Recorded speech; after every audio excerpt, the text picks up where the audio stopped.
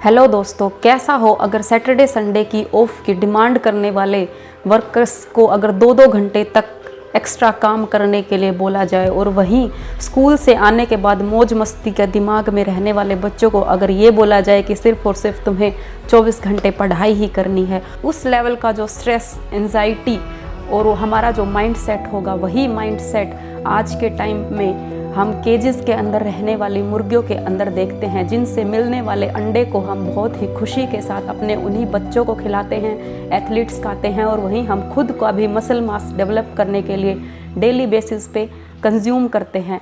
तो चलिए आज की इस वीडियो में हम जानते हैं कि 5 से 7 रुपए के एक एग को प्रोटीन के रूप में लेने के लिए पोल्ट्री फार्म के अंदर मिलने वाली हैंस के साथ कैसे एक्सटॉर्शन किया जाता है, इसके बारे में जानते हैं। तो ये बात शुरू होती है सन 1900 के आसपास, जब एक हैन एवरेज बेसिस पे 86 के आसपास एज ले करती थी। ये एक पूरे साल का रेशियो होता था जो अलग अलग स्पीसीज़ या फिर ब्रीड के ऊपर डिपेंड होता था कि वो किस सीज़न के अंदर कैसे ब्रीड करेगी, तो उससे हमें कितने अंडे मिलेंगे। ये अंडे मैं सिर्फ और सिर्फ अनफर्टिलाइज एग के बारे में बात करती हूँ। अगर फर्टिलाइज एग हमें किसी भी स्पीसीज से लेना है तो वो साल में केवल और केवल 12 से 13 अंडे ही देती थी।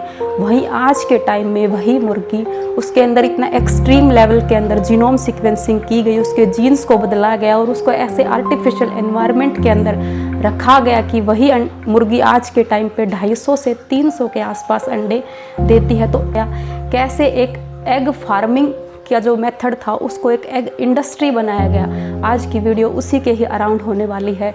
और आप इस वीडियो में जानेंगे कि बैक स्टेज पे इन एग्स को कैसे प्रोड्यूस किया जाता है। तो चलिए आज के इस वीडियो को हम स्टार्ट करते हैं।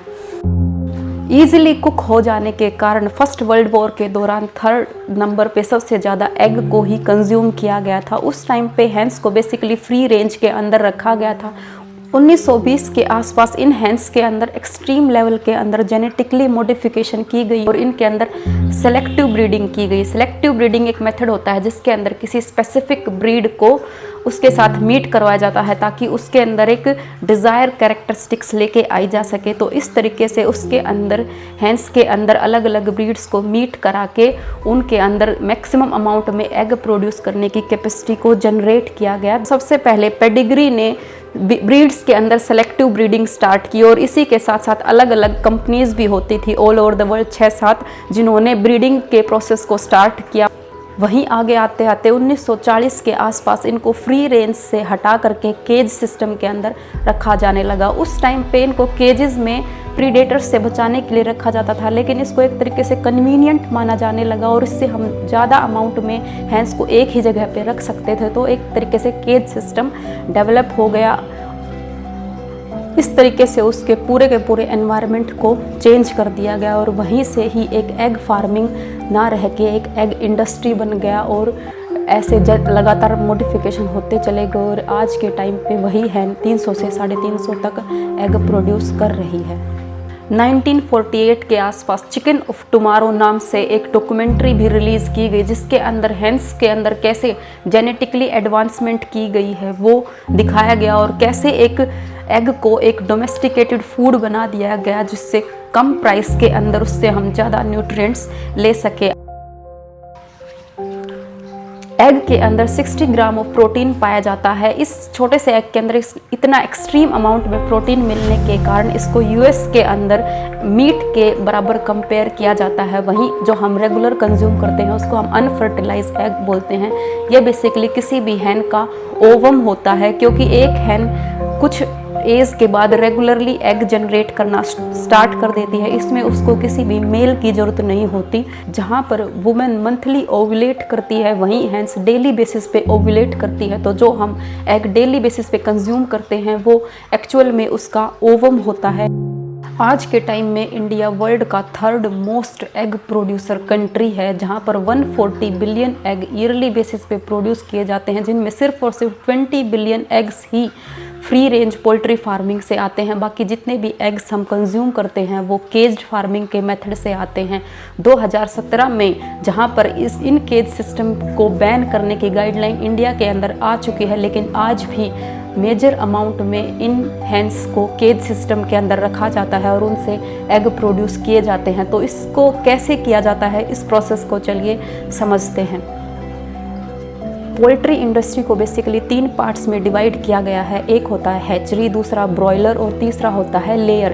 हैचरी के अंदर बेसिकली उन ब्रीड्स को रखा जाता है और उन मेल को रखा जाता है जिनसे हमें स्पर्म लेना होता है और इनसे हैन को आर्टिफिशियली इंसेमिनेट करवाया जाता है और वहीं से ही अलग अलग ब्रीड्स निकलती हैं, या तो वो ब्रॉयलर में जाती हैं या फिर वो लेयर में जाते हैं। ये दोनों ब्रीड्स अलग अलग होती हैं क्योंकि ब्रॉयलर वाली ब्रीड जो होती है वो फास्ट अमाउंट में मीट प्रोड्यूस करती है, वहीं लेयर वाली ब्रीड मैक्सिमम अमाउंट में एग प्रोड्यूस कर सकती है। तो ये दोनों ब्रीड अलग अलग हैं। अगर हम इनको चेंज कर देंगे तो ये उस लेवल पे अपनी परफॉर्मेंस नहीं दे सकती। हैचरी के अंदर जो ब्रीड मैक्सिमम अमाउंट में एग प्रोड्यूस कर सकती है, उनको मीट करवा के उनसे जो एग लिए जाते हैं उनको वहीं से ही उठा के इंक्यूबेटर्स के अंदर रख दिया जाता है और उनको आर्टिफिशियली हैच करवाया जाता है कंट्रोल टेम्परेचर और कंट्रोल एनवायरनमेंट देने के बाद। जब इनमें से चूजे निकल के आते हैं तो कई बार लॉट में प्रॉब्लम हो जाती है और कुछ चूजे गलत निकलते हैं और वही जो एक नेचुरल फिनोमिना होता है, कोई भी ऐसा रेशियो डिसाइड नहीं होता कि कितने नंबर्स में मेल्स निकलेंगे कितने नंबर्स में फीमेल निकलेंगे। लेकिन पोल्ट्री फार्म में हमें अनफर्टिलाइज एग चाहिए तो इसमें मेल्स की कोई ज़रूरत नहीं होती। तो वहीं से ही जो ख़राब लॉट में जो अंडे हैच हुए हैं उनको और जितने भी मेल्स हैच होके निकले हैं उनको ऑटोसेक्सिंग का प्रोसेस होता है। कई बार उनको कलर के थ्रू डिफाइन किया जाता है और कई बार उनको एब्डोमेन को दबा के उनका जो एनल एरिया है वो बाहर निकाला जाता है और उससे ये डिटरमाइन किया जाता है या मेल है या फीमेल है। तब उनको वहीं से ही पार्टीशन स्टार्ट कर दिया जाता है और जितने भी मेल्स, चाहे वो फ्री रेंज फार्मिंग है, चाहे वो ऑर्गेनिक फार्मिंग है या फिर वो केज्ड फार्मिंग है, उन सभी में जितने भी मेल्स प्रोड्यूस होते हैं उन सभी को ही मैक्रिनेट कर दिया जाता है, उनको पानी में डुबो के मार दिया जाता है या फिर उनको सीधा ही क्रशर के अंदर डाल दिया जाता है। कई बार उनको CO2 के चैम्बर्स के अंदर भी रखा जाता है ताकि उनको इंस्टेंटली किल किया जा सके। तो ये एक डार्क रियलिटी है जो किसी भी पोल्ट्री इंडस्ट्री के अंदर मेल्स के साथ होती है। क्यों? और वहीं इसके बाद जितने भी फीमेल्स चिकन्स बच गए उनको आगे असेंबली लाइन में भेज दिया जाता है डीबेकिंग होने के लिए और उनकी वैक्सीनेशन होने के लिए। उस टाइम पे उनको 6 से 8 टाइप के वायरस से लड़ने के लिए वैक्सीन दी जाती है और वहीं उनके साथ डीबेकिंग का प्रोसेस होता है क्योंकि हैंस के अंदर एक नेचुरल फिनोमिना होता है डोमिनेंस का, वही एनवायरनमेंट को टैकल करने का। जब इनको इन एक्सट्रीम केज सिस्टम के अंदर रखा जाता है तो इनके अंदर इतना स्ट्रेस डेवलप हो जाता है कि ये अपने साथी के ऊपर चोंच मारना शुरू कर देती हैं। तो ये एक दूसरे के ऊपर चोंच ना मारे या फिर उनको पंखों को ना तोड़े तो उनकी चोंच को कुछ सेंटीमीटर्स तक कट कर दिया जाता है। तो ये कई बार लेजर मेथड के थ्रू किया जाता है या फिर इनको हॉट आयरन के ऊपर इनकी चोंच को रख के जला दिया जाता है बिना किसी एनेस्थीसिया के। उस टाइम पे उनकी नर्व्स इतनी ज़्यादा सेंसिटिव होती हैं कि कई उस पेन को, उस स्ट्रेस को कई वो चूजे बर्दाश्त भी नहीं कर पाते और उसी टाइम पे वहीं पे ही मर जाते हैं। और कई बार अनट्रेंड वर्कर उनको इतने अच्छे तरीके से हैंडल नहीं करते कि उनकी चोंच के साथ कई बार उनकी जीभ भी जल जाती है। इन फीमेल चूजों को फिर बाद में ओनर्स के पास भेजा जाता है जहाँ पर इनको कुछ टाइम तक फ्री रेंज के अंदर रखा जाता है कंट्रोल एनवायरनमेंट में और एक बल्ब के भरोसे, क्योंकि उस टाइम पे चूजे बेसिकली अपनी माँ की पंखों के नीचे रहते हैं लेकिन अब उनको कोई भी एनवायरनमेंट नहीं मिलता जहाँ से वो गर्मी ले सके। तो वहाँ पर एक छोटा सा बल्ब येलो कलर का जलता रहता है और वो चारों उसकी तरफ इकट्ठे बैठे रहते हैं उस हीट को लेने के लिए ताकि वो उस एनवायरनमेंट में सर्वाइव कर सके और उनको टाइम टू टाइम एंटीबायोटिक दी जाती है। तो कुछ टाइम तक वो वहीं पे ही रहते हैं जब तक उनकी चोंच पीने वाले पानी तक और दाना खाने तक ना पहुंचने लग जाए। जब वो कुछ महीने के हो जाते हैं तो उनको वहाँ से उठा के केजेस के अंदर ट्रांसफ़र कर दिया जाता है। ये जो केजेस होते हैं ये बेसिकली टायर सिस्टम के अंदर होते हैं। कई पोल्ट्री फार्म में आपको ये 3 मिलेंगे, कई बार 4 मिलेंगे। 4 लेयर्स जिन पोल्ट्री फार्म के अंदर होती हैं वहाँ पर इतनी एक्सट्रीम अमाउंट में हीट जनरेट होती है कि वहाँ पर रहने वाले मुर्गियों का दम घुटने लगता है। जब इन हैंस को बैटरी केजेस के अंदर रखा जाता है तो एक हैन के हिस्से में A4 शीट जितना ही एरिया आता है, वही इनको टायर सिस्टम के अंदर जब रखा जाता है तो इनका जो फिकल प्रोडक्ट होता है वो एक हैन से दूसरी हैन के ऊपर और दूसरी से तीसरी हैन के ऊपर ऐसे गिरता रहता है और वहाँ सरफेस के ऊपर कई दिनों तक उनका फीकल प्रोडक्ट पड़ा रहता है, जिससे एक्सट्रीम अमाउंट में अमोनिया निकलता है, एक्सट्रीम अमाउंट में हीट निकलती है, जिससे बहुत सारी हैंस को आई प्रॉब्लम स्टार्ट हो जाती है या बहुत सारी हैंस अंधी तक हो जाती हैं। वहीं एक फ्लैट सरफेस पर रहने वाली मुर्गी को जब वायर्ड सिस्टम के अंदर रखा जाता है तो इनके पंजों के अंदर गांठें बन जाती हैं, जिससे बहुत सारी मुर्गियां वहां पर खड़ी भी नहीं हो पाती और वो पूरी ज़िंदगी वहीं पर बैठी रहती हैं। जब ये हैन 16 से 20 वीक की हो जाती हैं तो ये नेचुरली एग ले करना स्टार्ट कर देती हैं, लेकिन इनके रिप्रोडक्शन साइकिल को फास्ट करने के लिए जो मेजर कंपोनेंट रोल प्ले करता है वो है विटामिन डी, क्योंकि हैंस के अंदर विटामिन डी को सिंथेसाइज करने की कैपेसिटी होती है। एक हैन बेसिकली समर्स में ज़्यादा एग ले करती है, वहीं विंटर में वो कम एग ले करती है क्योंकि उसको लाइट का ज़्यादा एक्सपोजर मिलता है उस टाइम पे। तो इन हैंस के चारों तरफ ज़बरदस्ती लाइट जला के रखी जाती है 18-18, 20-20 घंटे तक, ताकि इनको ये फील हुए कि अब भी दिन ही निकला हुआ है और वो कॉन्टीन्यूस अमाउंट में एग ले करते रहें। इस फास्ट अमाउंट में एग ले करने की वजह से उनका जो रिप्रोडक्शन रीजन होता है वो रप्चर हो जाता है। कई बार आपने एग्स के ऊपर ब्लड लगा हुआ देखा होगा, तो ये ब्लड वहीं से ही आता है और फास्ट अमाउंट में वर्क करने की वजह से इनकी ओवरीज के अंदर कैंसर डेवलप हो जाता है और इस कैंसर के स्ट्रैंड वहाँ पर काम करने वाले वर्कर्स के अंदर भी पाए गए हैं। इस आर्टिफिशियल एनवायरनमेंट में रखने के बाद एक टाइम आता है जब वो कम अमाउंट में एग प्रोड्यूस करना स्टार्ट कर देती है, मतलब वो लेस इकोनॉमिकल हो जाती है। तो उसके रिप्रोडक्टिव साइकिल को रीजेनरेट करने के लिए, उसको रिसाइकल करने के लिए उसके पंखों को ज़बरदस्ती गिराया जाता है, जिसको मोल्टिंग बोलते हैं। मोल्टिंग एक नेचुरल फिनोमेना होता है जिसमें कोई भी हैन अपने पुराने पंखों को गिराकर नए पंख लेके आती है। ये बेसिकली विंटर के सीज़न में ज़्यादा होता है ताकि वो अपने एनर्जी को सेव कर सके और अपने आप को गर्म रखने के लिए नए पंखों का यूज़ कर सके। लेकिन पोल्ट्री फार्म के अंदर इस प्रोसीजर को फोर्सफुली किया जाता है, जिसको हम फोर्स मोल्टिंग बोलते हैं। इसके अंदर उनको 10 से 12 दिनों तक लगातार बिना खाने के, बिना पानी के भूखा रखा जाता है। यही जिस हैन को 20-20 घंटे तक ज़बरदस्ती लाइट के अंदर रखा जाता था, उसके चारों तरफ पूरी तरीके से अंधेरा कर दिया जाता है ताकि उसको ठंड के जैसा फील होए। उस टाइम पे वो हैंस इतनी एक्सट्रीम अमाउंट में नॉइस प्रोड्यूस करती हैं कि वहाँ पर सुनना भी बहुत मुश्किल हो जाता है। एक हैंड है वो बेसिकली 10 से 12 तरीके की साउंड प्रोड्यूस करती है, जिसका अलग अलग मतलब होता है। उस टाइम पे प्रोड्यूस की गई साउंड इतनी डिस्टर्बिंग मानी जाती है कि कोई वहाँ पर खड़ा होकर सुन नहीं सकता। ये practices all over the world follow की जाती हैं और ये स्टैंडर्ड फार्म प्रैक्टिसेस हैं जो आपको हर पोल्ट्री फार्म के अंदर देखने को मिलेंगी। यूरोपियन कंट्री के अंदर इन प्रैक्टिसेस को बंद कर दिया गया है, लेकिन इंडिया और इसके आसपास ऑल ओवर द वर्ल्ड जितनी भी कंट्री हैं उनमें अब भी ये प्रैक्टिस की जाती हैं और वहाँ के डॉक्टर प्रिस्क्राइब करते हैं कि अगर आप अपनी हैंस के रिप्रोडक्शन साइकिल को रीजेनरेट करना चाहते हैं तो उसको फोर्स मोल्टिंग की स्टेज पे लेके जाइए। और फार्मर्स भी अपनी कॉस्ट को बचाने के लिए, क्योंकि उनको 10 से 12 दिनों तक उनको कुछ भी खिलाना नहीं पड़ेगा, उनकी कॉस्ट बच जाएगी, अपनी हैंस को फोर्स मोल्टिंग के स्टेज के ऊपर लेके जाते हैं।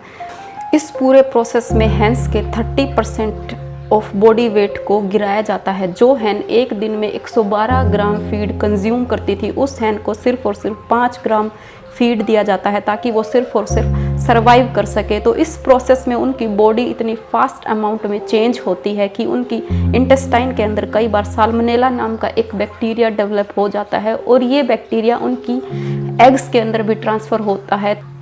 इस इन्फेक्शन के अंदर फूड पॉइजनिंग, उल्टियाँ लगना, दस्त लगना, डिहाइड्रेशन जैसे सिम्टम्स देखने को मिलते हैं, जो कि एक टाइफाइड के सिम्टम्स के बराबर ही माने जाते हैं। फोर्स मोल्टिंग के प्रोसेस में जब इन हैंस को एक तरीके से रिसाइकिल कर लिया जाता है तो ये कुछ टाइम तक ठीक अमाउंट में एग देती रहती हैं, पर कुछ समय के बाद इनका एग देने की कैपेसिटी फिर से कम होने लग जाती है। तो इनको एक तरीके से स्पेंट मान लिया जाता है, क्योंकि अब इनकी पर डे को रखने की कॉस्ट इनकी एग लेइंग कैपेसिटी से ज़्यादा होने लग जाती है। तो इनको स्लॉटर हाउस में कटने के लिए भेज दिया जाता है। ये अपनी बॉडी से इस एक्सट्रीम अमाउंट में न्यूट्रिएंट्स को निकाल चुकी होती हैं कि इनकी बॉडी के अंदर कुछ भी नहीं बचा होता और इस मीट को हम रेगुलर बेसिस पे कंज्यूम करते हैं, या फिर ऐसा कोई भी क्राइटेरिया नहीं है जिससे ये पता चलाया जा सके कि हम कौन से वाला मीट कंज्यूम कर रहे हैं। ये बिल्कुल एक तरीके से खाली हो चुकी होती हैं।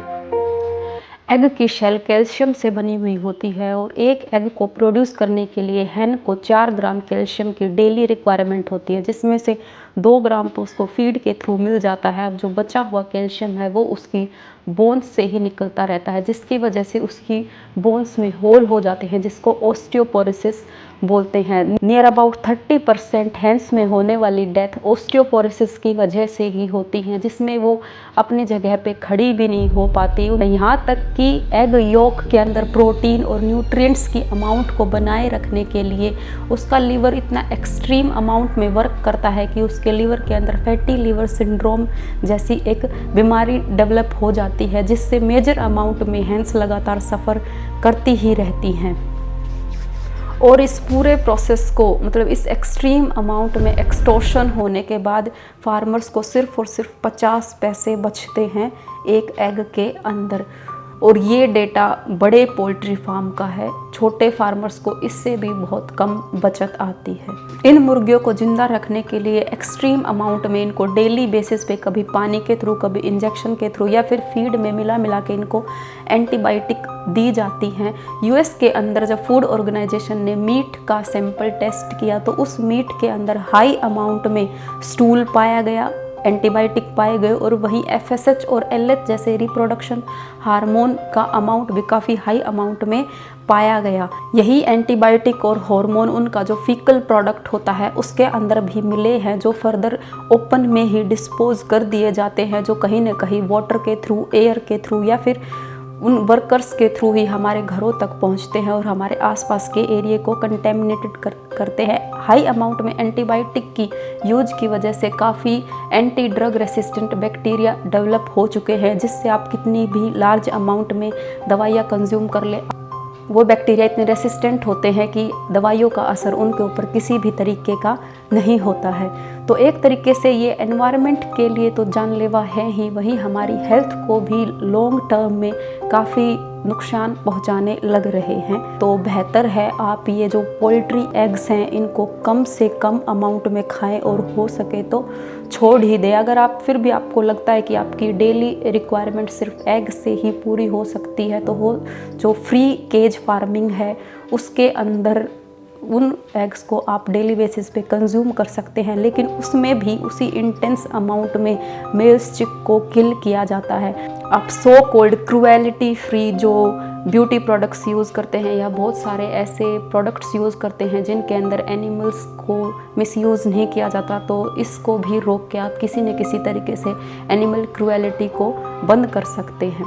2012 के अंदर यूरोपियन ऑर्गेनाइजेशन की जो कंट्रीज़ हैं उनके अंदर केज्ड फार्मिंग को पूरी तरीके से बैन कर दिया गया है। वहीं 2017 में इंडिया के अंदर भी रेगुलेशन आई हैं कि केज्ड फार्मिंग को बंद कर दिया जाए, लेकिन अब भी आज के टाइम में धड़ल्ले से केज फार्मिंग लगातार चलती रही है। ये एक तरीके से एनवायरनमेंट को प्रदूषित कर रहे हैं। उन हैंस जो एक सोशल क्रिएचर है, वो घूमना चाहता है, फिरना चाहता है, उसको एक केज के अंदर बंद कर दिया जाता है। वो अपने पंख तक भी नहीं खोल सकती, ना कहीं पैदल चल सकती है। तो उसके लिए आप थोड़ा सा सेंसिटिव हो सकते हैं और अपने आप को रोक सकते हैं। वहीं अगर हम बात करें प्रोटीन न्यूट्रिएंट्स की, तो किसी भी दालें, soybean, soya chunks, flax seed, chia seeds में भी प्रोटीन उतनी ही अमाउंट में होते हैं जितने आप इन एग्स को कंज्यूम करते हैं, और इन हैंस को वही न्यूट्रिएंट्स देने के लिए वही चीज़ें ही खिलाई जाती हैं।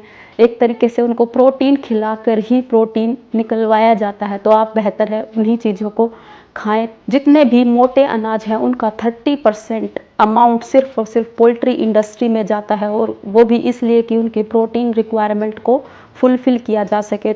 बहुत से लोग ये मानते हैं कि हम ब्राउन एग खाते हैं तो ये अलग ब्रीड है या फिर ये फ्री रेंज फार्मिंग से आया हुआ है। तो अलग अलग कलर का एग जो होता है वो उस किस ब्रीड ने प्रोड्यूस किया है टोटली उसके ऊपर डिपेंडेंट होता है, क्योंकि जब उसकी ओविडक्ट से वो एग निकलता है तो एक कलर पिगमेंट उसके शेल के अंदर ऐड हो जाता है जो सिर्फ उसका कलर डिसाइड करता है। इससे ये केज फ्री है, ये ऑर्गेनिक है या फिर पोल्ट्री फार्म से आया हुआ है, ऐसा इसमें कोई भी रोल नहीं होता है। तो आपको मेरी ये वीडियो कैसी लगी, जानकारी कैसी लगी, मुझे कमेंट करके ज़रूर बताएं और मेरे चैनल को लाइक और सब्सक्राइब ज़रूर करें। Thank you.